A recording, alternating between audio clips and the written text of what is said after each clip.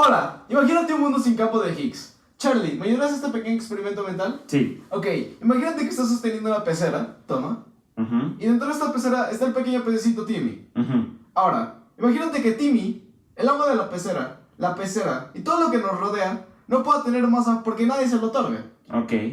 ¿Ya? Ujú. Felicidades, mataste a Timmy.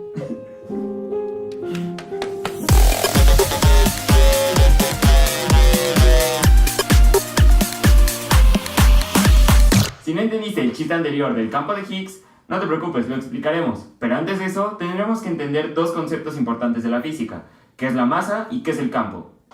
¿Qué es la masa? Bueno, gracias a la segunda ley de Newton podemos entender a la masa como la fuerza sobre la aceleración, dejándonos así comprender que la masa no es nada más que una resistencia al cambio de posición o de estado. El campo se puede entender como una asociación a una magnitud física, queriendo decir que para cada instante y para cada lugar de un espacio se puede asignar esta magnitud. Para entender el campo de Higgs, lo explicaremos mediante una ecuación gráfica de cuarto grado, o también conocida como ¡Función sombrero mexicano! La gráfica del sombrero mexicano nos puede ayudar a entender el campo de Higgs.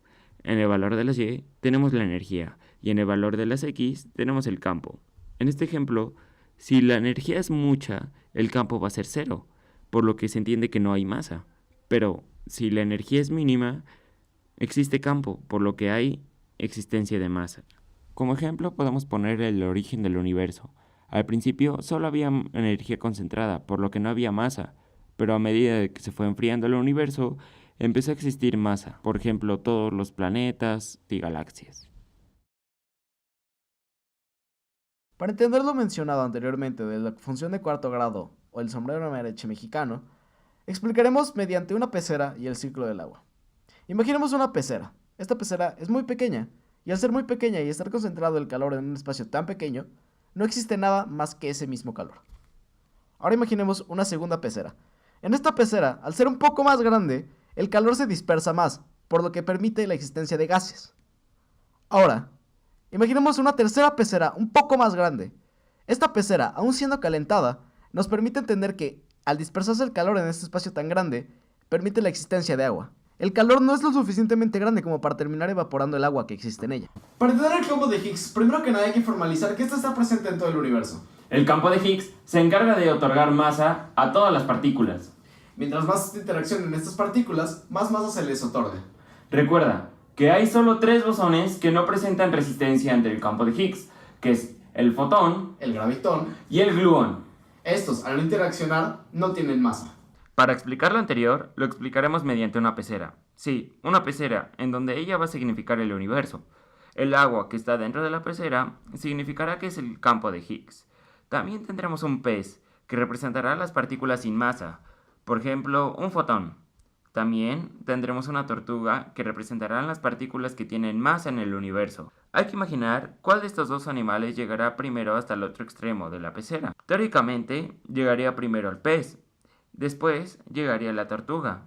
¿Por qué pasa esto? Porque el pez presenta menos resistencia ante el agua y la tortuga, como presenta más resistencia, corroboramos que entre más interacción con el campo de Higgs, más masa tienen las partículas. También tenemos un pez globo, que significa que para inflarse necesita interactuar con el agua. Si el pez globo toma mucha agua, va a ser más pesado y va a ser más difícil que nade sobre el agua, a comparación de que si no tomara agua.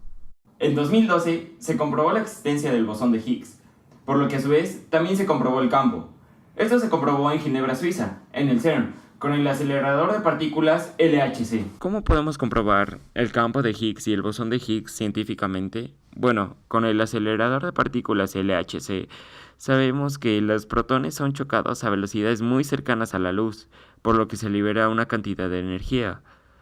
Si analizamos los resultados de ese choque, podemos ver que salen dos fotones, mayoritariamente por probabilidad.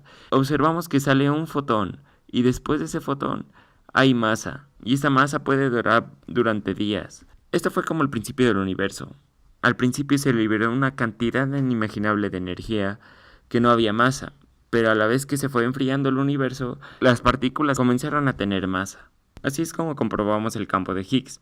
Entre más energía hay, menos masa va a existir, pero a medida que se va enfriando el universo o el campo, va a haber existencia de masa.